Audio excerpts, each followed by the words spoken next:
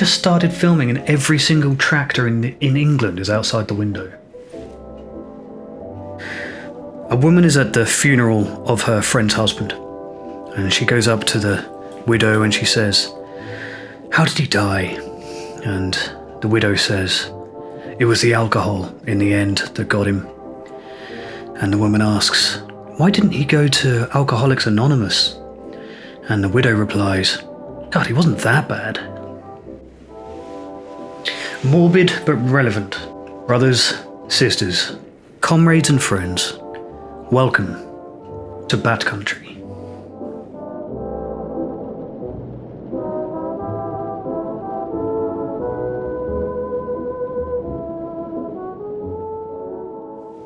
Okay, buckle up. This is going to be a wild ride. 4.5 years ago, I was on my way to Heathrow Airport, where someone I cared deeply about had paid for a one-way ticket to New Zealand for me, to begin my life again after a long period of alcoholism. I'd already had a cycle of relapses and sobriety. I'd been hospitalized a few times, some experiences with delirium tremens. But this day, I had been sober for about 6 months, and I thought I was ready. I thought I was ready to rejoin the world, to restart my life in a new country, thanks to this opportunity I had been given, this new second chance. The flight was at 4 p.m. in the afternoon. I'd left my house in a remote part of Cornwall at 6 a.m. and by 7 a.m. I had bought a bottle of vodka. And by noon I was in jail after headbutting a policeman. I had woken up that morning sober and excited for the future. And before I knew it, only a few hours later, I was in jail for assaulting a cop. And I was being carried out in leg irons, not just handcuffs, from Piccadilly Train Station, with thousands of commuters watching. They'd stopped the trains in Piccadilly Train Station to deal with me. They had cleared the platforms. I got a 2-year suspended sentence for that. If it hadn't have been for COVID and for some humility in front of a judge, I would have gone to prison for that. I never made it to New Zealand, and I never saw the person who arranged that trip for me ever again. I had to close that chapter of my life before it had even begun. Another bridge burned due to my drinking. So why am I telling you this today? Well, yesterday I was watching a UK-based sober influencer on Instagram. It's Millie Gooch of Sober Girl Society, a fantastic community specifically for sober women. I highly recommend it. And she was talking about a thing called the not that bad trap. And she was saying that the algorithm of social media like Instagram and YouTube is designed in such a way to surface up the most extreme and the most dramatic stories of alcoholism and recovery.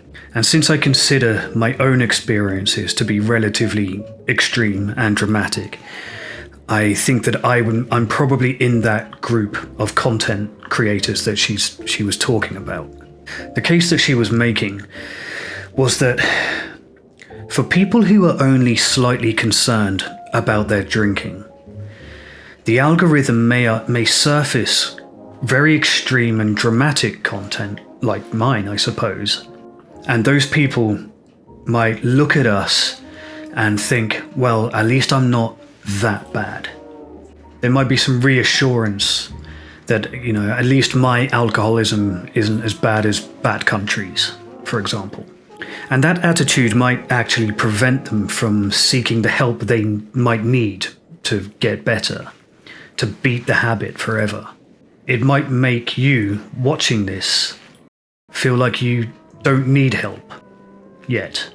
because your own experience is not as extreme or as dramatic as the stories that you're encountering on social media, it might make you complacent, or it might make you fail to recognize the risks in your own behavior. And just to be clear, Millie wasn't condemning this kind of content. She was saying that extreme stories can serve as cautionary tales. They are important and they should be heard and expressed. They can illustrate what might happen if you don't stop. And her real point was to emphasize the fact that you shouldn't wait until it's incredibly bad, until it's really dramatic, before you seek help. And my God, I absolutely agree with that. You don't have to wait until you're being carried out of Piccadilly Train Station by 7 burly London cops before you recognize that you have a problem. Any time that you want to get sober is the right time to get sober. There is no correct way to be sober. But I couldn't stop myself from reflecting on that idea and the impact that my stuff, the stuff that I'm talking about, might have to a kind of casual viewer, to the kind of person who isn't yet sure if they have a problem.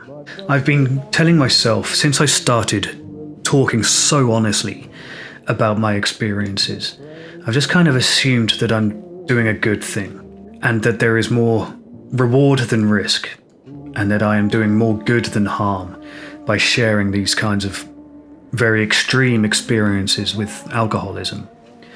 But her point made me question that.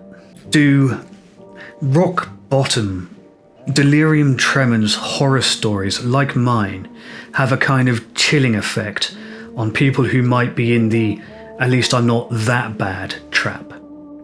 Am I preventing people from getting help? Now listen, I'm not looking for reassurance here, I promise you.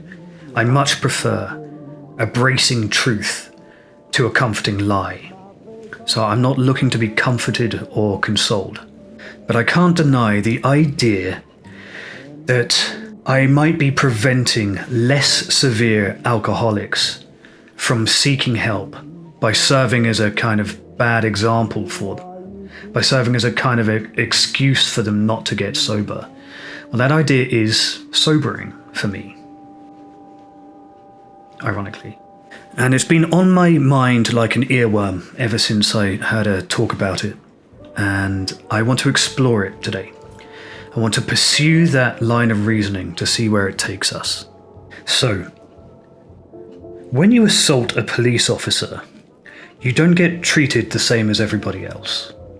They don't like you after that. And I learned that in Kazakhstan. I mean, I knew it already, but I had it tested in Kazakhstan, where I punched a policeman and then the rest of them kicked my teeth out, broke my jaw, put me in that horrible jail cell to go through the most painful alcohol withdrawal of my entire life. So I got it firsthand.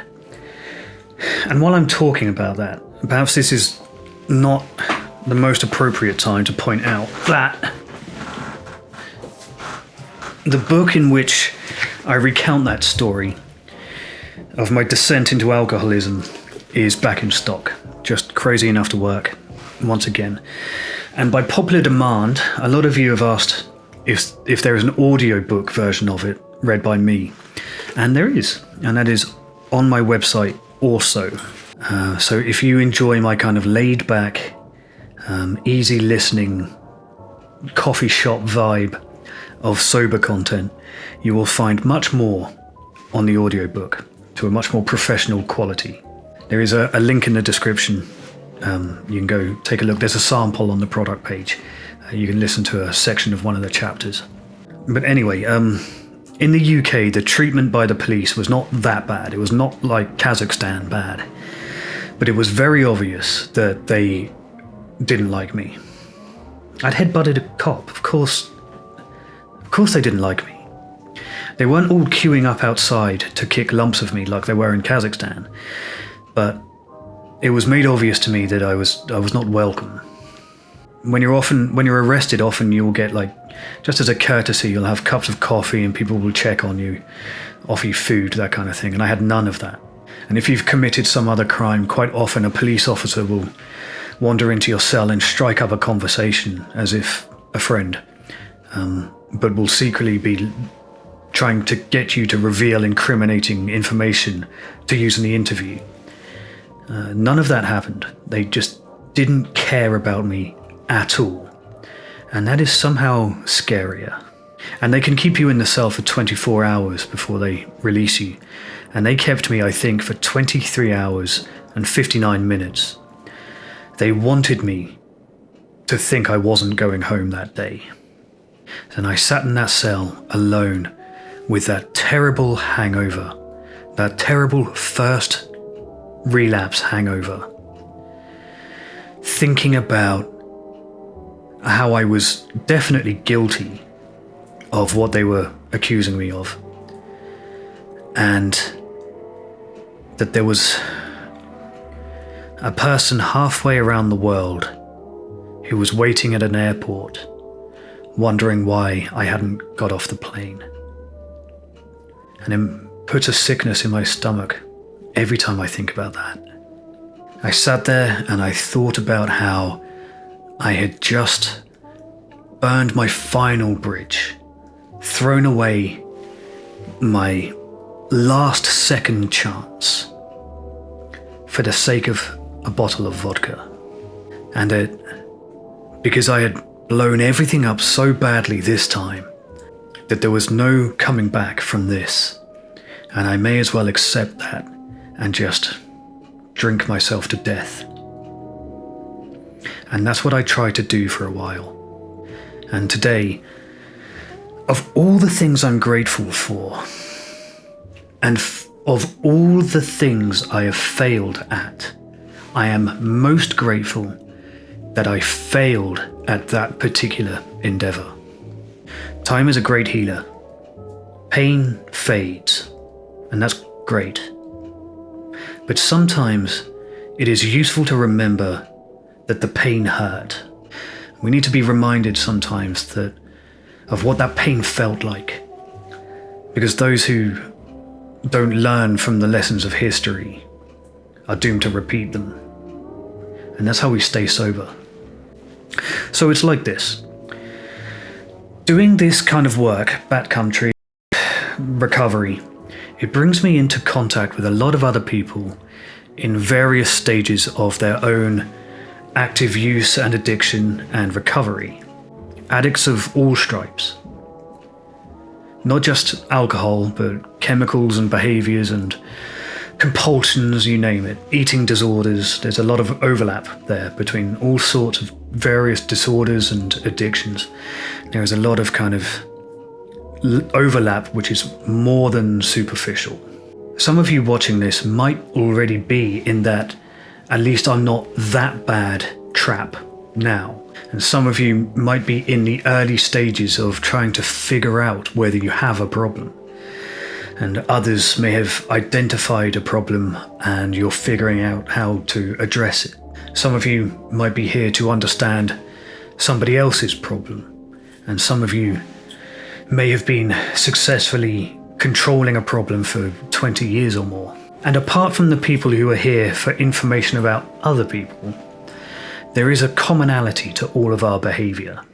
Whatever stage of use, addiction and recovery you are at, the framework that underlies it is identical for all of us. This condition is the same for all of us, but it just manifests differently. It's the same disease with infinite variations. In very, very broad sweeps, conditions like kleptomania and gambling addiction are very similar. So is opioid addiction and alcohol addiction. Alcohol addiction and, I don't know, pica, the compulsion to eat things that isn't food. There's overlap there too. And while I recognize the argument that alcoholism is a spectrum, I think it is simultaneously true that it's not possible to be a little bit addicted to something or a little bit compulsive. You either are or you're not. Now, I risk straying into semantics here and getting bogged down with definitions and stuff. So I reserve the right to change my mind about this stuff at some point in the future should a very persuasive argument be presented. But right now, as of this moment, I am more and more convinced that addiction is not a spectrum, only the consequences of it are. And in that sense, if you're a person who's comparing 3 glasses of wine every evening, which is your consumption, to my, half gallon of vodka every day for month on end, then I think I'm afraid to say that our condition actually is the same. Our drinking is the same. It's just the consequences of it that are different. I think that if you're concerned about your level of drinking, then it is likely you and I have exactly the same problem. Your drinking is as bad as mine. You just haven't been dragged out of Piccadilly Train Station yet. I feel like I need to elaborate on that. So in a previous video, I covered the subject of whether an alcoholic needs to hit rock bottom before they get sober. And the conclusion I came to in that video was that some do and some do not. But I missed something crucial. And a lot of you pointed it out to me in the comments, and I'm grateful for that. And I'm grateful for a second opportunity to talk about it. Because the thing that I missed was that rock bottoms are unique to the person experiencing them. Everybody's rock bottom is subject to their interpretation of it. A person defines their own rock bottom, their own lowest point in their addiction. That is up to that person. And it is entirely idiosyncratic. Our rock bottoms might look entirely different.